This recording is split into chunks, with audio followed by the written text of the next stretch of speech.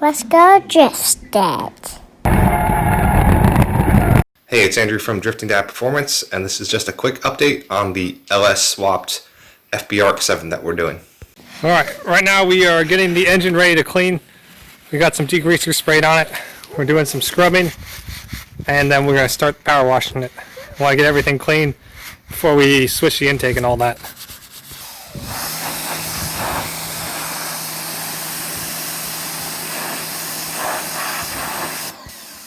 It's got the engine and, well, the engine bay here, and then the engine all cleaned up. See, it looks a lot better than it was before. So it's now the time to tear off the exhaust and the intake and start putting that together. We just got a bunch of boxes from Rock Auto, so we'll be able to get those open and start working on this engine here. So we got the intake off. You can see there's plenty of mud and grime, and this kind of gives an idea of how dirty the motor was before we cleaned it. Going to clean all that up, and then I can plop the new intake on. Here we got the intake all on. Had to modify a few things to put the throttle body on. So namely, this steam tube here, you have to bend it a little bit. This water neck here has to be hit with a hammer so it rotates it out of the way of the throttle cable, and then the cruise control little dealio interferes, so we took that off for now. It might be added on later.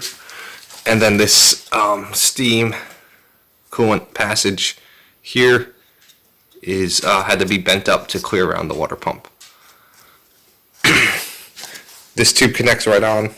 Same with this hose. No modifications there. Got the intake on. I'm missing one bolt. We'll get that shortly if I don't find it. And then I'm draining the oil as well right now. Once we get the oil drained, we'll be able to put the new pan on, flip the engine. So this engine will be about ready to go back in. This right here, the setback from the cross member to steering leg at full lock is about just over 7 inches. So I need to keep that in mind with the oil pan I have. And I've got the engine flipped and the oil pan off. Going to pull off the oil pickup here, the windage tray. So with the oil pump, I'll replace that. I've got a new oil pump, and then also put my new pan on and pickup. Now I got the oil pan all mocked up, and then I just have to pull the front cover to change the oil pump and put the pickup in and everything. This is a pan off a Summit. It's a copy of a Holley 302 pan, I believe. Seems like it fits really well and should clear the crossover great as well. Right now I'm working on the AC bracket and getting it to fit with this engine mount. So the idea here is I'm going to have to trim some of the AC bracket here so that when it sits kind of like so, it clears around the engine mount. And I don't know if I have to use like something this far forwards for mounting, then I'm going to have to clear even more away of this bracket, but I'm hoping that I'll just be able to use these holes to get the mount on. So here I'm changing the oil pump, and in order to do that you got to take the harmonic balancer off, which means you got to remove that crazy bolt. So what I did to prevent the flex plate from spinning is I took this 3/8 extension here and I stuck it through this hole through the flex plate, and basically as I try to turn it counterclockwise to get the bolt off, it gets jammed up in here and in here. That held it perfect. And then I tried to get this bolt off just with the impact first. Did not budge at all. Maybe an air impact would be better. I just had a battery. But what I did instead was heated up the outside of the bolt, so not the nut part itself, but out around here. Try to loosen that sealant behind there, and then just put a breaker bar with a big cheater bar on it, and it broke right off. Alright, now I've got the front cover off, and I'm going to replace the oil pump. Everything was pretty easy to get here. No major issues. Got the pickup tube on now. I forgot to put the windage tray on and the pickup tube before I put the oil pan on, so I had to take that off. put it back on. Got a new oil pan gasket. One thing I do have to do, I need some silicone. Just silicone those joints real quick so it doesn't leak, and then put the pan on for good, but I'm just going to mock it up for now. Right on the engine, we got the oil pump changed. Just waiting on some parts now, front main seal, water pump gaskets to put this back together. So right now I'm focusing on the transmission, and this is a very quite unorthodox choice. You normally see a T56 or some sort of automatic turbo 400 or something, but this is actually a T5, and this T5 is from a 4th gen V6 Camaro. So it's a very interesting T5, and we'll take a closer look at it. So when most people think of a T5, they probably think of the T5 that was in the Ford Mustang, or maybe even the T5 that was in the 3rd gen, like IROC Camaros. There is, though, many different versions of this transmission. It was put in like Nissans and S10s and vans, all sorts of stuff, for like, I think almost 20 years. And Tremec makes them, and actually the last generation T5, which was in the 4th gen Camaro, which was made in the up to the late 90s, I believe is the best option for any type of swap you're doing. So here's some things that make it unique. Obviously the input shaft here, the Ford ones have much lower spline count than what you see here. And just for reference, this is a clutch disc that's meant for a T56, for a LS1 4th gen Camaro. And it slides right on. So this input shaft here has the same spline count as the T56 input shaft. Now the one thing I don't know, because I haven't looked at too many T56s, is if this part where it necks down is any smaller than the T56. But regardless, it takes the T56 spline, it's like 26 or 27, I believe, spline, which might be an indication of strength, it might not be. But in my opinion, this transmission is plenty strong for a 300 horsepower build.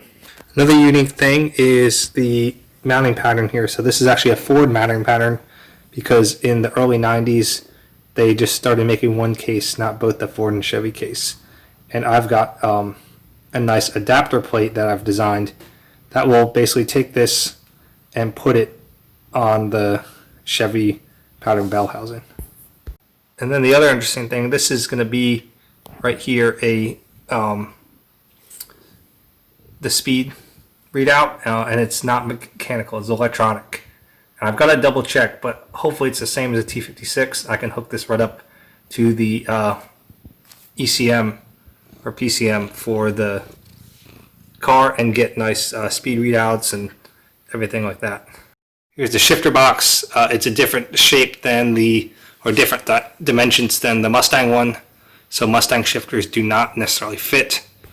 Then we come to here to the end of the tail shaft where the output shaft is, and this says the same spline count as any other GM vehicle. So there you have it. That's the T5 in a nutshell. Obviously it's not going to be great for high horsepower cars, but for these cars, we got about 300 horsepower, a mild build. They do great. And then also another thing to keep in mind is that the cars that these transmissions came in were much heavier than FB, even with the V8 swap. So you're going to even have less wear and tear on it. And I think as long as you're not doing some crazy drag launches, really dropping the clutch, then you should have no issue. I mean, even these transmissions hold up to my drifting abuse as well. This is the bell housing and the adapter plate that I'm going to use. This bell housing is like the standard, like 60s muscle car Chevy bell housing. They make new ones on Rock Auto, so we ordered one of those. And then this is an adapter plate I designed up years ago, basically using this center pilot hole as common, puts the two bolt patterns. You notice these two holes are very close together, so what I'm going to do here is actually drill this hole and mount it all the way through the bell housing, and then these two would bolt up and these two here. These are just extraneous holes for mock-up purposes, and I'm going to be cutting a new one of these once I get everything mocked up to ensure that it fits correctly. I measured the mounting point on the front of the engine back to the shifter here. It's about 47.5, and that's the measurement we need to match from the mounting brackets to the shifter on the LS setup. So based on my calculations right now, we need to have a distance from this edge of the block to the engine mount hole here to be 18 inches. Right now this is like 14, so that'd require a shifter setback of 4 inches. I'm going to try to reduce that as much as possible and see how I can get this mounting hole more towards this way. So we flip the motor mounts around, and now this measurement here is right around 17.25. So we're awfully close. The one thing I'm concerned about though, on the other side we have a big AC compressor bracket, which this is definitely going to interfere with. So we will have to do something creative there if we want to do this. The other option I have is to flip the crossmember around, and that would basically give us the same amount of setback, but we'd be mounting these engine stands, pedestals more back here. And this is the ICT billet plate, the adapter for small block to LS mounts, and it actually works really well.